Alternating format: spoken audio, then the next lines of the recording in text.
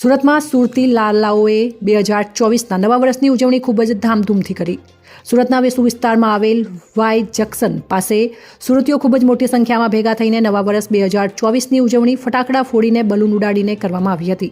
સાથે સાથે પોલીસ કર્મીઓની પણ સરાહનીય કામગીરી સામે આવી હતી અને પોલીસ દ્વારા કોઈ અનિચ્છનીય બનાવ ન બને તે માટે વાહનોના ચેકિંગની કાર્યવાહી હાથ ધરવામાં આવી હતી।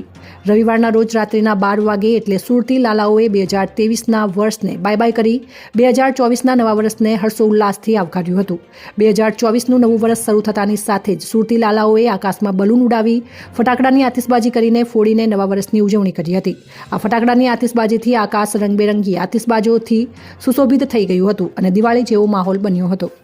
रिपोर्टर सुनील गांजावाला, सूरत। सूरत में जितने भी एंट्री एग्जिट पॉइंट है, मेन रोड है, सब जगह पे पुलिस चेकिंग कर रही है। फैमिलीज और जो लोग शांतिपूर्ण तरीके से उजवणी कर रहे हैं उनको कोई भयभीत होने की ज़रूरत नहीं है।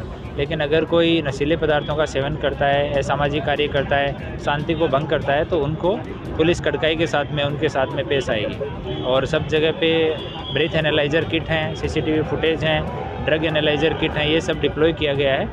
तो सभी लोगों से भी निवेदन है कि पुलिस को सहयोग करें और शांतिपूर्ण तरीके से नववर्ष की उजवणी करें। शराब के मामले में कोई कार्यवाही की गई अभी?